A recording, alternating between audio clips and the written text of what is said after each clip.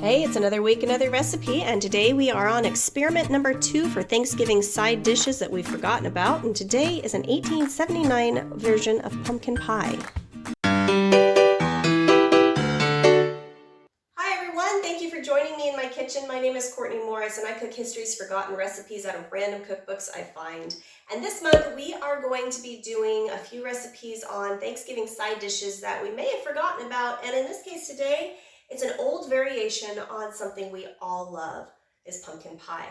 Now, I like pumpkin pie as much as the next person, and if you watched my last video, you would have heard that my Thanksgiving excitement isn't really there anymore. I wasn't meaning to make another pie. My last video turned out to be a cranberry pie, and it was absolutely gorgeous. I chose this pumpkin pie recipe from 1879 from the Chariton Courier of Keatsville, Missouri, and because it's got ingredients and a method that I'm not used to. I get the can and I pour in the ingredients that it says to do on the can in a pie crust, and I bake it, and we serve it with whipped cream, and it tastes like everybody else's pumpkin pie. I did, however, hear something that the pumpkin you get in the can sometimes isn't just actually pumpkin. It's a mix of different squashes, which I feel a little betrayed. And for some reason, it did not occur to me that back too long ago in the far distant past, I used actual pumpkins. Now, I have never actually cooked one of these before. I am a little bit, I'll eat zucchini and maybe some crookneck squash. I'm not really a squash person at all. But knowing that there's a possibility that the pumpkin in the can isn't actually pumpkin, but is labeled as pumpkin, you know, like they do with honey, where it's actually corn syrup, but they say it's honey. I'm wondering how much flavor I am missing out on. I know this is not going to be new for a lot of you. I know this is something that people actually do with these things, but I'm going to hypothesize this is going to taste a bit different than my Libby's pumpkin pie out of a can. Okay, so seeing as I have never cooked one of these before, they thankfully come with some instructions, except it says to cut the pumpkin in half, remove the seeds and the strings, and bake face down on foil-lined pan for 1 hour. But it doesn't say 350, 400, 375. Okay, I'm just gonna put them in at 350 degrees until they are soft enough to scoop. I ran out of foil conveniently right before this video, so this is kind of scary. It's a little tough. I don't want to cut myself. That kind of worked.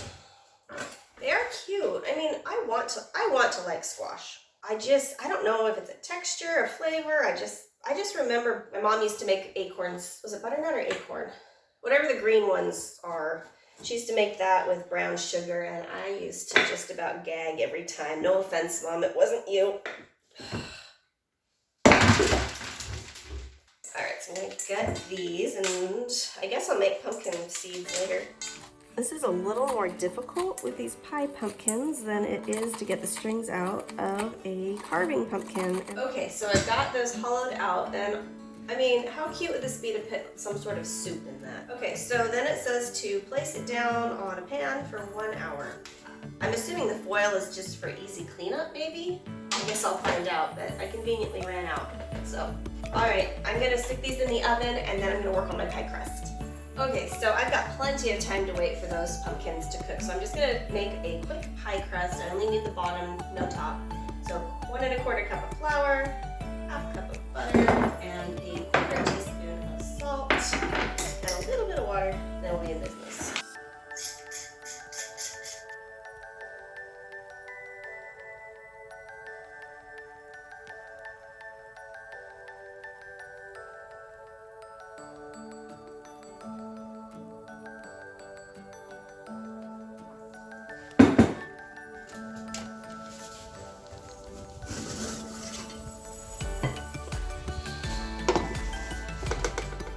Okay, so in an attempt to bake my, ooh, that is squishy.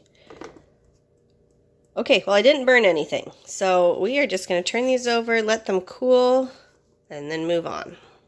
Okay, so these are out of the oven. They look pretty good and squishy and floppy, and I didn't know I touched it. So now I need to scrape them into a bowl and mash the living daylights out of them. I am pleasantly surprised at how easy these come out.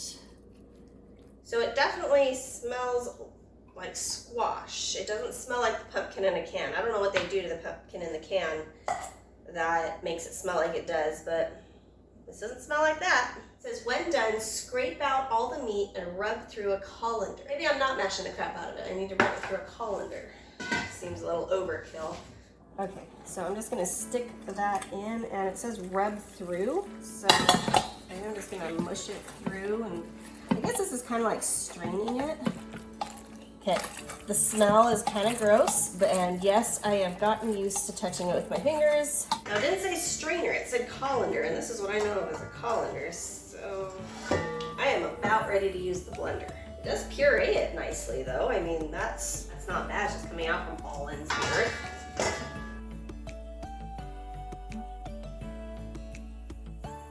Okay, so this is actually kind of doing a good job. That was a right mess, but it worked. Like, I did not expect that. I'm not sure why, but it's strained and it's nice and creamy, which is great. And I think one thing we forget is with all of our like blenders and our gadgets and our kitchen stuff that is motorized and electronic, that we forgot the old ways of how people had to do things. But I can guarantee you the day the blender came out, there was housewives cheering all over the place because my wrists hurt. Okay, so for every quart of the pumpkin, put 1 quart of milk and sweet cream. And I don't have a quart here. Funny story, I bought 3 pumpkins. My dog ate 1 of them, so that left me with 2 pumpkins and no time to go to the store. So I'm gonna have to modify this. So let's see how much pumpkin I actually have. This is a 1 quart container. Okay, so I have a pint here instead of a quart, which is great because that means I don't have to do any math. I can just cut the entire recipe in half and nothing's gonna screw up too bad. So I am making a mess. I have so many dishes over there.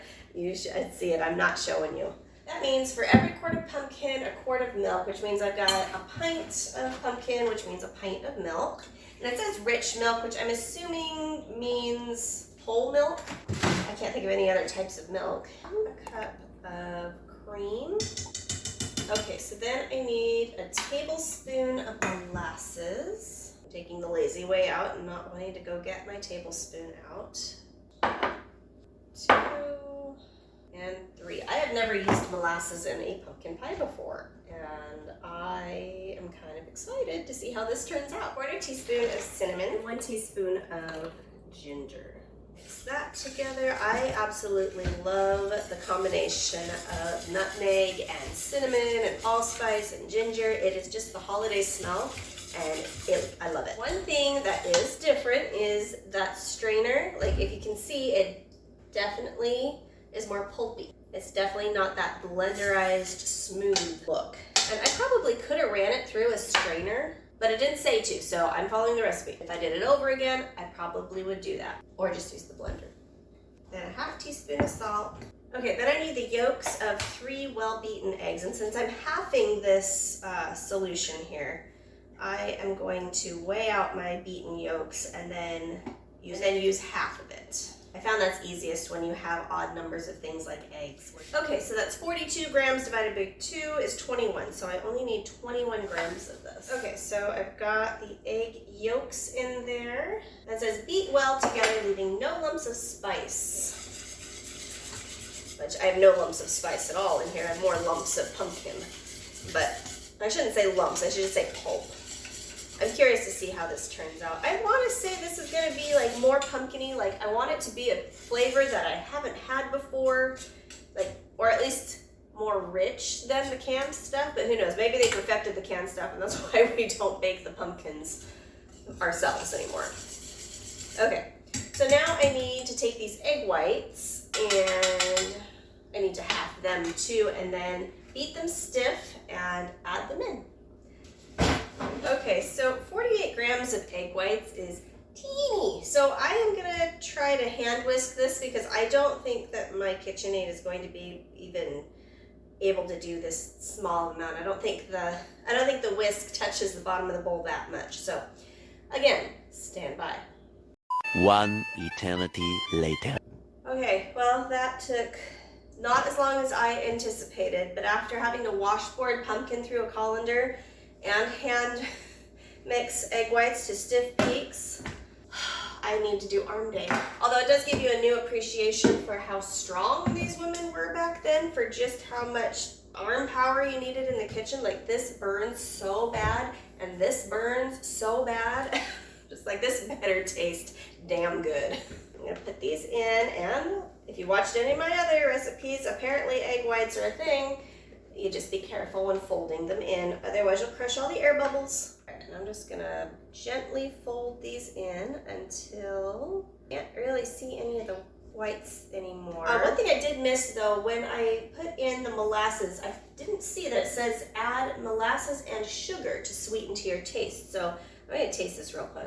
That needs sugar. Okay, I'm gonna start with about 1/4 cup and see what happens. You can tell how much I make pies. I have enough for a whole nother one. So that means this whole recipe either makes 2 like deep dish pies or 4 normal dish pies. I'm gonna put it in the oven at 350 for till it's done, because it doesn't say, it just says until a knife blade can come out clean, which is kind of how I do my baking anyways. Okay, so it is time to try this, and like I said before, I am hoping, it tastes like pumpkin pie.